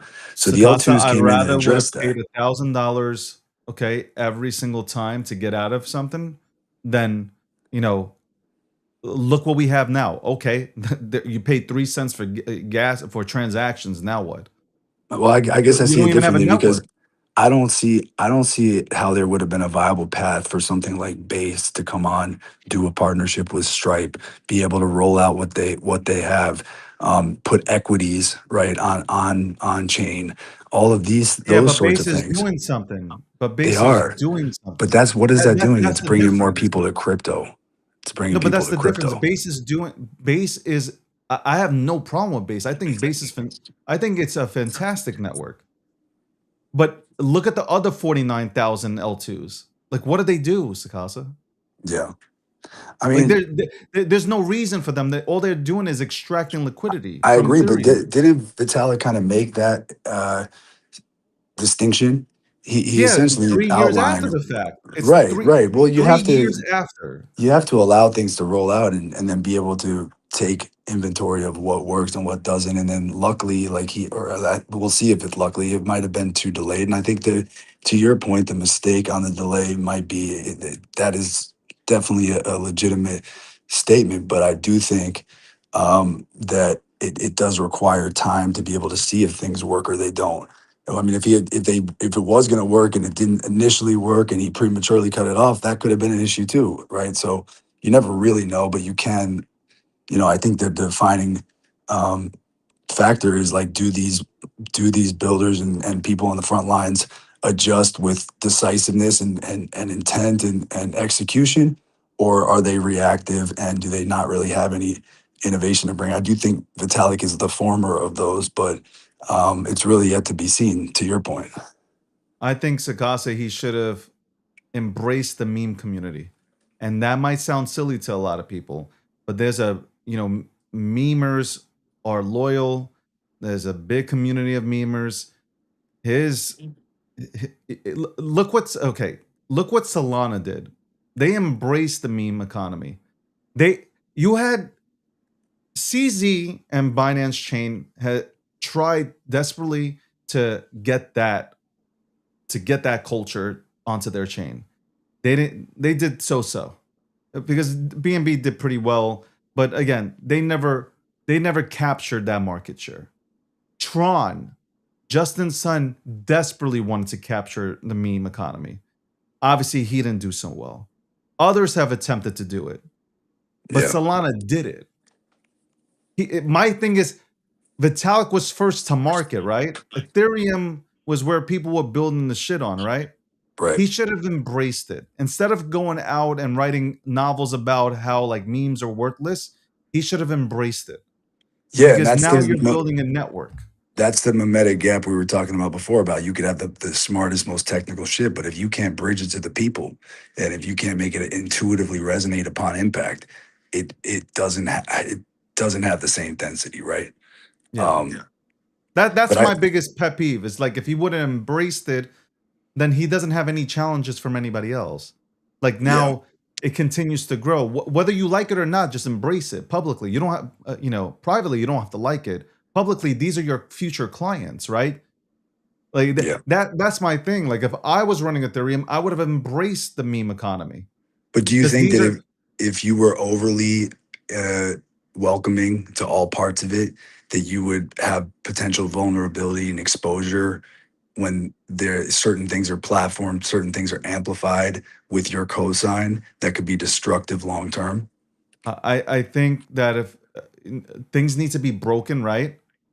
Yeah. Like Bitcoin. Remember when ordinals came out and Bitcoin Yeah. was being broken, but then ultimately they learned, okay, we need to go ahead and figure out a few things and fix things, Yep. and they did. And look at it now, right? Ordinals aren't a threat to Bitcoin's existence, right? Right. So that's my But thing. Is like Vitalik he's smart enough. He could have taken that approach, but he didn't. He decided to put. But this doesn't belong here. I wouldn't say if he was smart enough. NFT I would say if he wasn't too smart for his own good. Yeah. You got to. So Jakey was on here. You know Jakey, and Yep. he said you got to be. Honestly, you got to be absolutely I wish I could say this word, but you got to be absolutely fucking Retarded. stupid in order to go ahead and be in this market to be successful. Yeah. You got to keep it really dumb, because when you Yeah. try to, approach this shit with a high IQ, you're gonna fail. Because look at this Yeah. shit that sends. Like today, I opened up to just look at a few things, and I seen poop something sending. I'm like, Ooh, bro, I seen people build out shit. The shit unbelievable. can't move, and a poop emoji is sending, bro. It's just like, and it's in But like the but millions. how many of these, bro? How many of these are like VC or VC adjacent, whatever the types of manufactured manipulated optics with one-sided liquidity pools and like I just think the functionality and the levers that people have to pull to activate those things are so much more accessible now that I don't trust these market caps the same way I used to. Well, me and you will agree on that 100%. Obviously, I'm pretty sure there's multiple wallets. There's, a group Bundling, that's right? pushing, and like you got all sorts of, fuckery happening to, and obviously there's no fucking liquidity. So, it's easier to push the market cap to all, to fucking 30 million, 50 million plus, and then, dunk on everybody. But, Yeah. what I wanted to say this, I wanted to ask you about uh DRB and Grok, because I don't think it gets Yeah. talked a lot about. Bef- DRB. DRB and Grok. So this is like this is pressure cooking in a way that I think people are missing the how big and how much of a retail onboarder this is going to be. Um, DRB was the first agent to agent deployment of a token where it because of the banker clanker protocol, which is banker just spun off independently. That's a side thing, but it activated the mechanism that's defined in the documents for Clanker for the creator royalties, which is a 50-50 WETH, wrapped Ethereum, and DRB uh, liquidity pool. So you're getting essentially 1% of a transaction on a sale in DRB and 1% on a buy in Ethereum. That was in March of 2025 when this started. Since then, the Grok wallet, which is owned by XAI, has accrued over $1.3 million. 130 of that, sorry, a portion of that being 130 ETH. And this is all verifiable on chain. You can look at just drb.eth and you can see it. This is not insignificant because right now, Grok is not actively trading with it, but as we're seeing with all these agents doing these autonomous trading with the X402 and with Elon flexing Grok's trading abilities because they had Grok doing like competitions, like mock competitions for trading, and it's winning. It's coming in number one against all the other LLMs almost every single time. It's being downloaded as the number one app in over 70 countries. It's going to continue to capture mind share. And SpaceX just acquired XAI. SpaceX is gearing up for an IPO. When they inevitably go public, which is anticipated to be the biggest IPO in history, they're going to have a quarterly earnings report. On that earnings report, they're going to have to disclose that the @Grok wallet, which is an asset owned by XAI, has over $1.3 million. By that point, I would imagine it would be even more than that. People are going to investigate what the fuck that means. So whether or not it becomes a wallet that just continues to, through its normal function, accumulate more and more and more of supply, which it does on every sale transaction, or the number gets more like just ridiculously big in the wallet, at some point it becomes impossible to ignore. And Yeah, considering X, considering Grok's power, considering Elon's affinity for Grok, I've never seen a more compelling set of ingredients. If you even look at Grokpedia and look up debt relief bot hashtag DRB, all this stuff is verified. And Grokpedia is truth seeking. It will literally in real time uh, revise things that are pointed out as not true. It checks sources, it weights them. It's got like 20 references of supporting these claims of the first agent to agent deployment and what it actually does and what happened. It's historic, Yeah. but people are too short sighted to um, fully grasp it. But that's the thing. I'm seeing agents going out and placing TWAP orders for $50 a day of DRB and using their native token to buy the DRB. So they are recognizing what the fuck is going on with this thing. And people still don't get the exponential compounding mindshare capture that this thing is gearing up to have. Well, for those who are new to DRB and everything that happened there, definitely check that out. Definitely check out Sakasa. Definitely check out Jungle Bay. I wouldn't let you off without saying Jungle Bay. Thanks, my brother. And shout out to you, man, Mr. I don't want to call you Mr. Meme because you're more than that, and people take memeing as like, But I'm a fan of memetics, my brother. And Me it's so too. always happy to come on and catch a vibe with you. I love tuning in, and yeah, also, man, guys should check out at Lexis Spawn, which is my agent that is doing some memetic sorcery. LEXISPAWN. We got him cooking, bro. This guy Sakasa does everything, man. Shout out to you, man. It's good. Hey, It's man, good to great to have see you you, on my the brother, program, and we'll and hopefully we'll I'll have talk you on the back. sidebar too. 100%, and hopefully we can have you back on in a month or two when this whole Bobo thing plays out. I'd love to go ahead and talk to you. I can't wait to dunk on these bitches with Bobo, bro. Let I him knew that was let him coming. bark for a month, and we'll see what Rec does. But love you, bro, and just keep crushing, man. I've been watching it and just love seeing what you're doing. I appreciate it, brother. All right, dog. Talk soon. Talk soon. That's Sakasa, man. And right now, within the next 30 seconds, we'll have another guest on. That's right. Talk about the markets. Talk about the pulse in the streets, content creation, all that good stuff. I don't know, maybe Pudging Penguins. We'll be right back after this commercial break.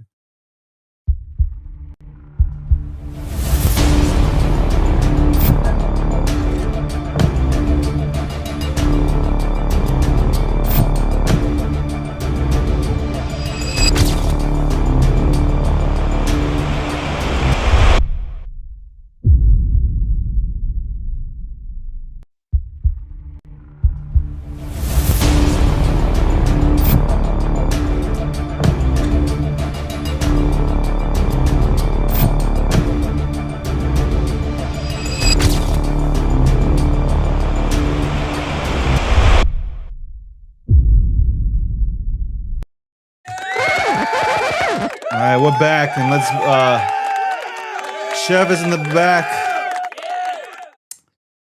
Again, our guests are not being provided with any water, no M&Ms, no nothing. Sad. A high budget program cannot go ahead and just give somebody some water, but let's bring him in. What's going on, brother? Oh, I'm muted. My bad. I was like, hey, So it's all good. Everybody comes on here muted. What's going on, man? I'm doing well. How you doing? Good. Can't complain, man. All right, I'm gonna just hit you with this. What do you think about the markets right now? It was so funny. I was messaging a couple of my high volume trader friends yesterday. I was like, holy price action. That's all I said. I said, holy price action. It's just, it's been pretty intense since 10:10, to be honest. It's been a bit shaky. I mean, I am very optimistic overall in the long term aspect of things, but right now it's pretty shaky. But I feel like if you've been here through multiple different cycles, it's not something that surprises you, and you take what you've learned through the previous cycles, through the highs, definitely through the lows, and how you can obviously overcome these moments. And truthfully, periods like this actually excite me the most. You have a lot of people who are more so, I like to say, visitors, not actually, actually present here, building or actually providing any sort of value, exiting. And it opens this gap up where you're going to see a lot of major winners enter the market and grab that attention, whilst the competition takes a back seat. So it's going to be an interesting next few months, but we're going to see a lot of key winners come out of this. Are you before I go into my next question, are you buying currently right now, or are you just sitting back and watching? I'm buying Bitcoin at this price primarily, just because I mean it's almost half from all-time high. That's opportunities like this might not come pretty often. It could go lower, it could go higher, but I think there's never a bad time to buy Bitcoin, truthfully. There isn't. Even if it goes to 40, which experts, air quote, experts on X are bearish posting out there, that's still fine. It's an opportunity that I didn't think I would have again. I wanted to ask you this question. You're out there, you're consistently on spaces, you're doing your thing in crypto. Do you see a lot of people shifting out of crypto because they're tired and moving on to AI? That's been a story that I've ran across on the timeline, but I don't know how true that is. Yeah, you're going to see some people shift back and forth, but ultimately the intersection comes with both being utilized together. And I think that is the intersection that, truthfully, you're making most of both markets. I truly think one. I'm not to say one will exist without the other, but both just coherently make sense to work together.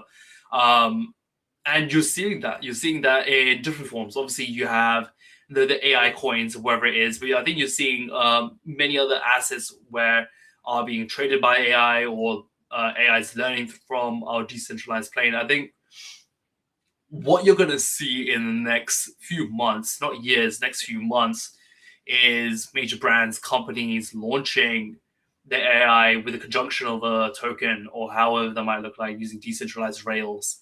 And I think that's going to be pretty exciting to see. Do you think that our space has gotten tired of the fuckery that has gone on for the last 18 months? I think our space has been tired with the fuckery over the past couple of years, right? I don't think I think the fuckery that happens in this industry isn't something that is new. It has been here prior to FTX, will be here after that. I mean, there's countless stuff that's happening. I feel like the fact that we're about to hit mid-February, and I feel like January alone summarizes so much that just happened in the good and the bad. People are tired, but it goes back to what I said earlier, right? Because it's going to allow people who are not really made for this kind of volatility to exit, but you're going to see a ton of new winners come out of this. I mean, you just got to have the mindset to really persevere through times like this and just think long term. Do you kind of sit back and wish that everybody had or a lot more projects would take on the Pudgy Penguin blueprint in their approach to building?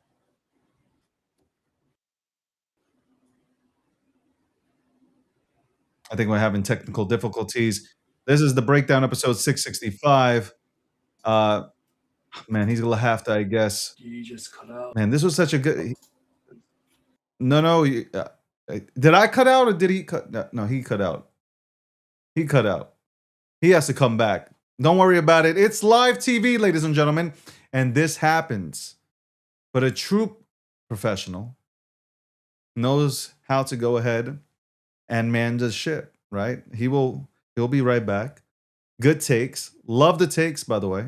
Love the takes by Shav. I had that question.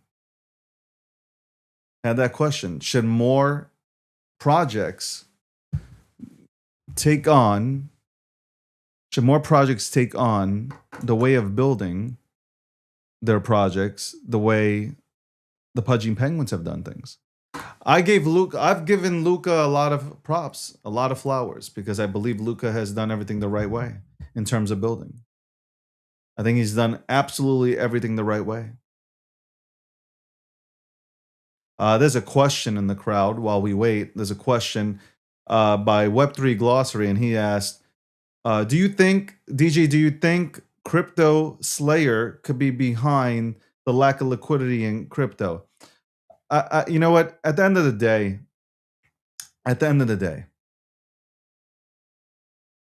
I still go back to this. We don't have liquidity because people are broke. We've had the same money at the same table interacting. So that's what's happening. That is what's happening. And like people have this illusion that retail came in here and retail participated and retail was actively here, going into certain assets. They weren't. Bitcoin. You really think retail? You think retail was buying Bitcoin? Retail is not buying Bitcoin. Retail can hardly pay for their rent. You think they're buying Bitcoin? They're not. They're not. They're not buying. You think they bought memes? No. You think they got in when Trump did his thing? No. No, that wasn't happening. That wasn't happening. Well, back here now. Let's go ahead and let's bring him back on. I was like, man, Hey. like, was it that bad? I was like, was it bad that bad to come on the show? I have no. I apologize. No, it's all good. It's all That's good. never I'm, happened. I'm busting chops. I'm busting chops. It's all good. It's all good. Uh, What was your question just before I cut To get out? it, I'm gonna go to that last probably because I Okay. wanted to ask you. You've been in the Solana ecosystem. Do you see a shift happening where Solana is now really gaining on Ethereum's market cap and taking their market share away from them? Yes and no. Okay, so two ways, right? I think Solana, especially over the past 2 years, since 2024, especially with Pop.Fun and just the amount of mind share and transactions the chain has had, that has been a massive spike. And I think up until this year, Ethereum's like, okay, now we need to really step it up. And I think one thing I really love about the Solana team, obviously Penguins on Solana, it makes sense. Retail it's there. Retail is more on Solana than it is on Ethereum. And the reason being is they've just made crypto easy, right? If you look at the apps on Solana, they're very consumer friendly. They're very easy to get onto board. And Solana's done an incredible job making crypto content very digestible. If you notice, every Solana event, there's the creators they send out there, the content that comes out of there is something that the average Joe, the retail audience will digest and understand. And that's something that worked in the favor in 2024 and 2025. Now, when it comes to taking over Ethereum's mind share, I mean, it's going to be interesting. I think both dominate in different planes. You're also seeing the same thing on the Ethereum side.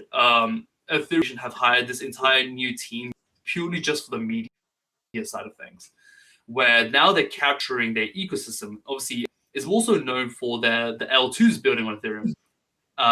Base, Abstract, many other ones, and highlighting those ecosystems, right?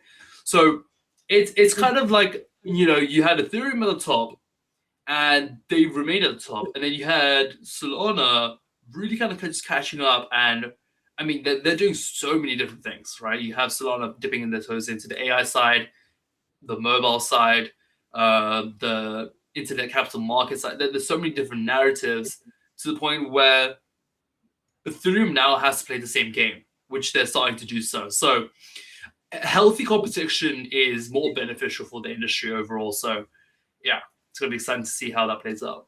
You've seen both sides. Who do you think wins at the end of the day? And of course, I know you edge more to. I'm thinking you edge more towards Solana than you do Ethereum. But an unbiased take. What do you think if you sit back and you look at both?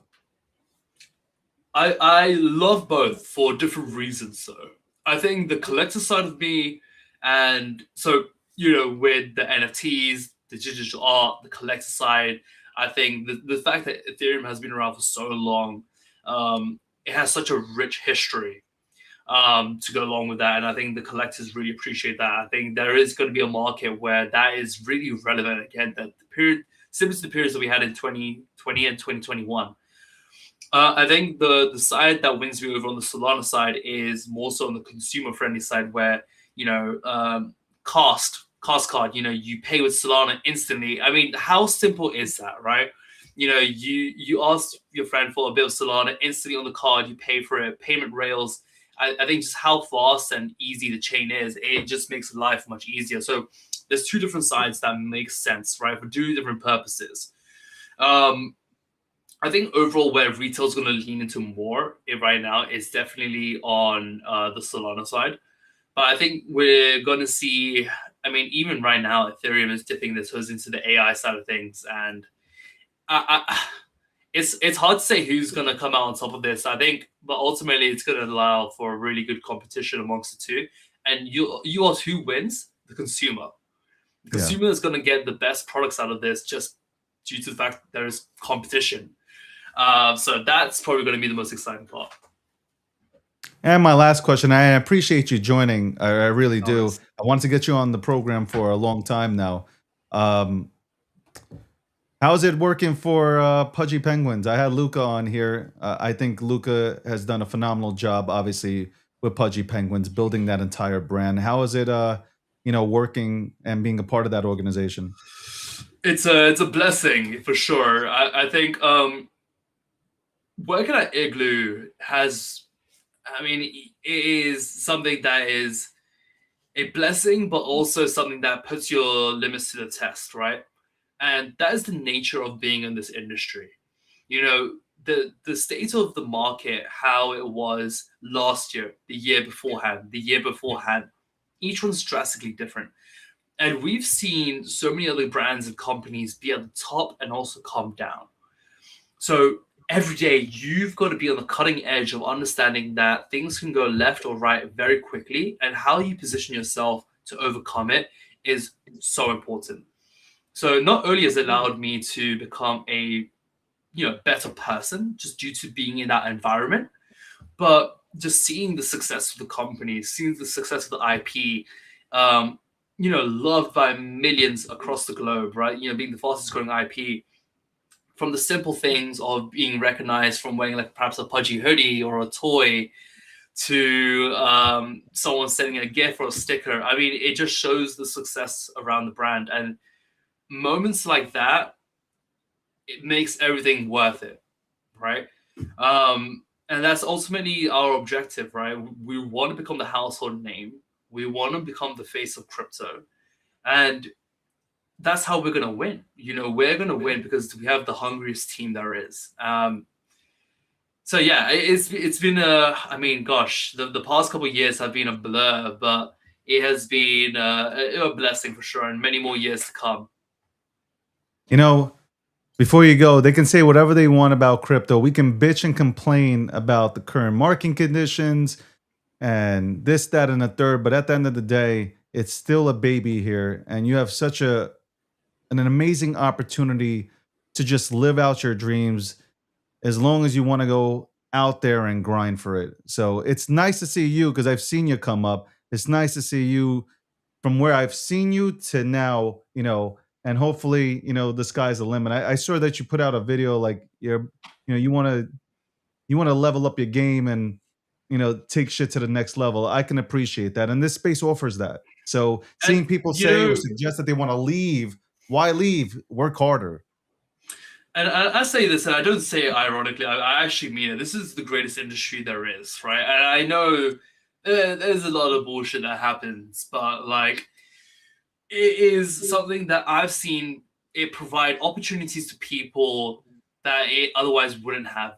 And it only comes when you put yourself first, when you put yourself forward, right? This industry rewards you in ways that traditional ways don't.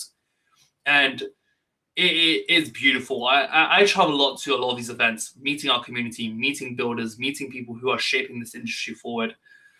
And they come from just pure delusional belief. And it's insane, right? And to think where the landscape of crypto was a few years ago to where it is right now, who would have thought, right? And now Yeah. you got to think even longer than that, where things will be. So you can only believe and put yourself forward, and I honestly, magical things will happen. So yeah, like you said, right, we can only push ourselves forward, because complacency is the reason why people get left behind in brands, and there's no room for that. I appreciate you joining the program today. Guys, check him out. I went ahead and added him in the thread. Much success to you, man, in the future. And hopefully we can bring you back on. We can maybe even bring you on when I bring Luca on, and we can chop it up about Pudgy Penguins and stuff. I'd love to do so, and have a great rest of the stream. Lovely talking to you. Thank you so much. Listen, guys, here we got people that still love crypto. Hey, why leave this industry? It's a baby. It's a baby. When I hear people saying, "Oh, I'm done. I'm done." Done with what? You have an opportunity here to build out your dreams. Go build them, man. You're first to market. You are literally first to market. I keep saying that. No, nobody's listening to me. Nobody listens to the old heads, even though they look younger than you. Nobody listens to old heads.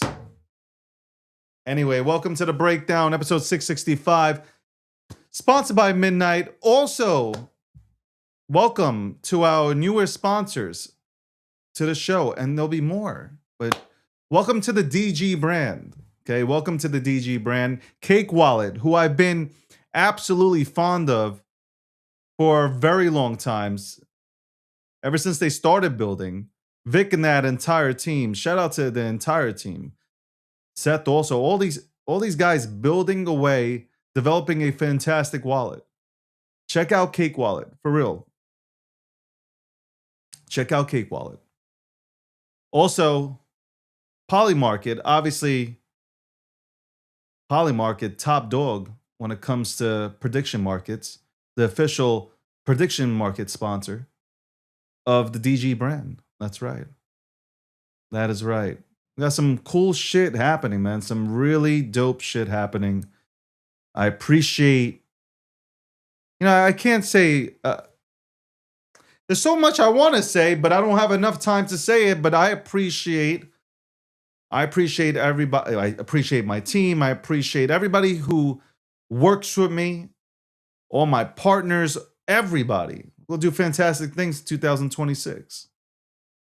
Really fantastic things. A lot of things cooking. I got a lot of things cooking.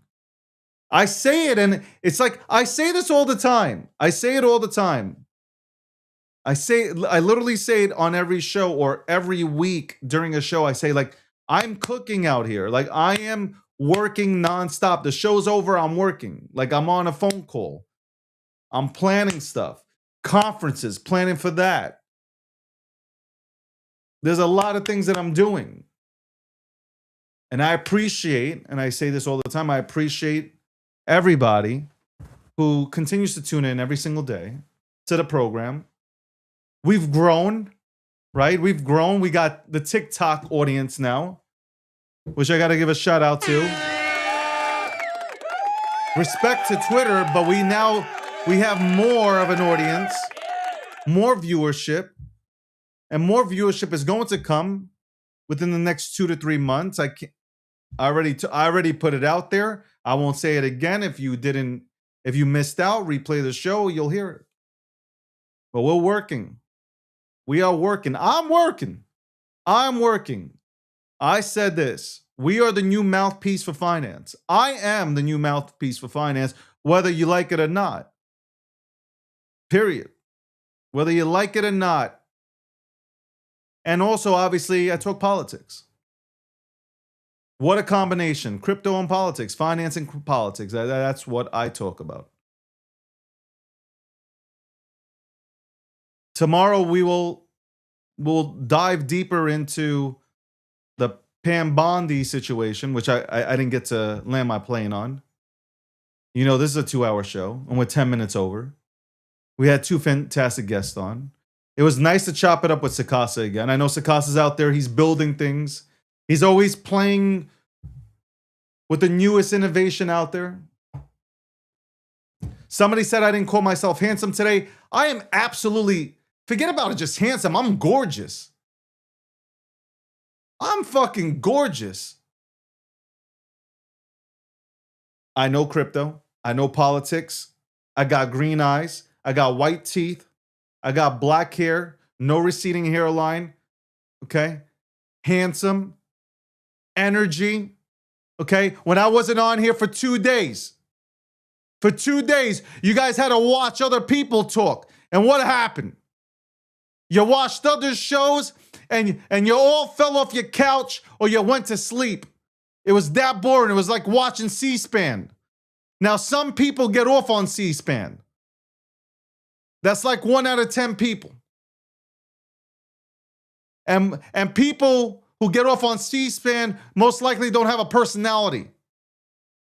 A personality is like a fucking wall.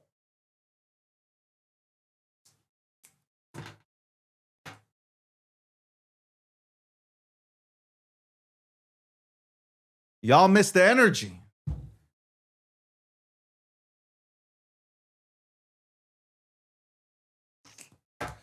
This dude, yeah, I wish I could say, you know, sometimes I feel like I want to bring the Brooklyn out of me.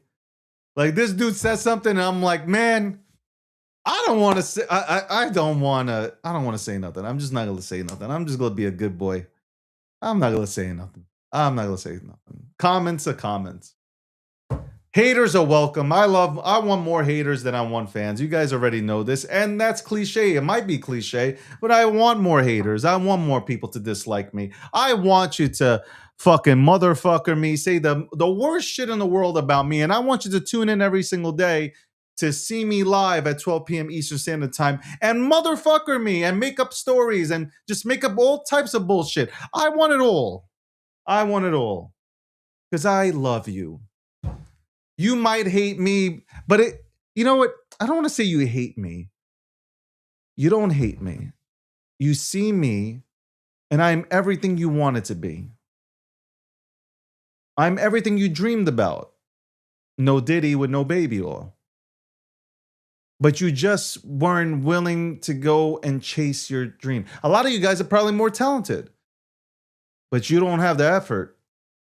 So that's why I'm here and you're there and you're watching. And it's a beautiful thing because you tuning in, you allow me to grow a bigger audience, more sponsors, more revenue. Thank you. At least I'm honest about it. A lot of people are like, oh, fuck that. I'm not like a lot of people. That's why I like me. I'd watch me. I'd watch me. I'd watch me. Even the Democrats love me. The Democrats and liberals secretly love me. Like when I run for president of the United States of America, the Democrats and liberals will vote for me. I know it because they love me. Regardless of the party affiliation, they love me. They don't want to watch no boring ass president. They're not gonna vote for Gavin over me. What? What are we talking about?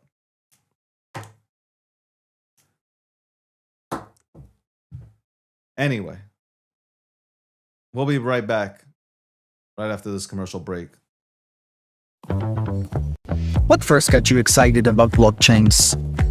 Think about it. Oh, wait. I bet it wasn't multi-million-dollar hacks, exposed data, or finding somewhere safe to store your seed phrase. Was it? Maybe it was the idea of decentralizing a broken financial system. Maybe it was imagining a world where people own their own data and get to sharing the value it creates. Or maybe it was the promise of a fundamentally better way of connecting, communicating, and transacting. The next phase of the internet that empowers us instead of exploiting us. So why hasn't that happened yet? Why are we still living with the same broken system that blockchains promise to fix? It's because blockchains can't keep a secret.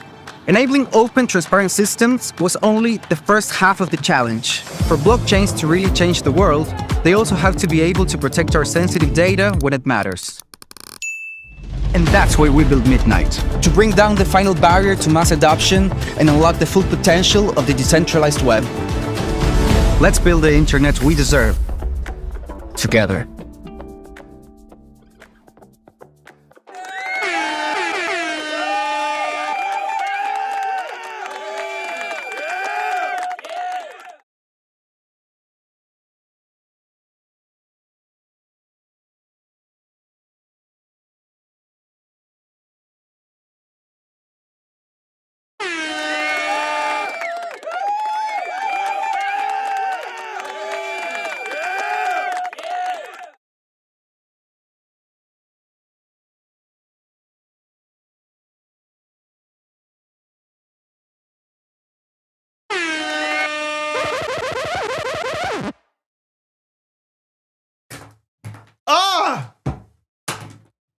damn it!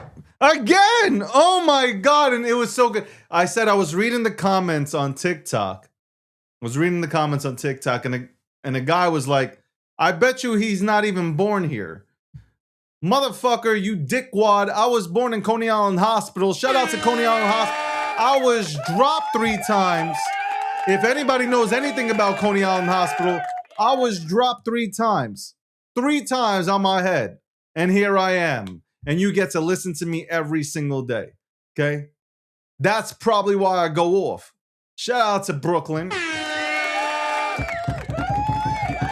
This show airs at 12 p.m. Eastern Standard Time. It runs until 2.